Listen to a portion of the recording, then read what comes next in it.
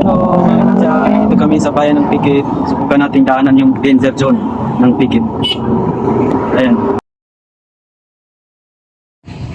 So ito yung ito yung pinakataon talaga ng Pikit.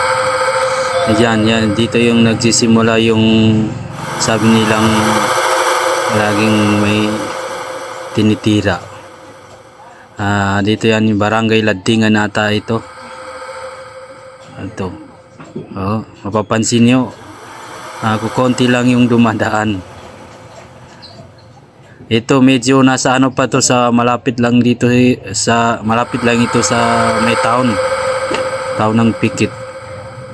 So doon banda, mapapansin nyo, halos paisa-isa yung dumadaan.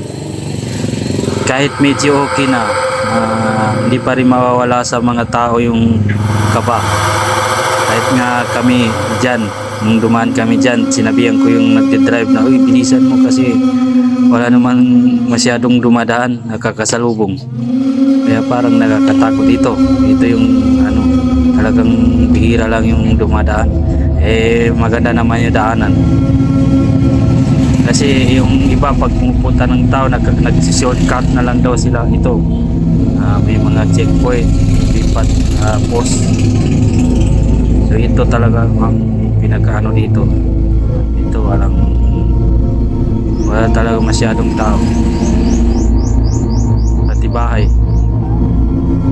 So talagang hindi talaga maalis sa yung kaba pagka dumaan ka dyan. Pag ako yung nagmamaneho dyan, 100 plus ang takbo ng motor.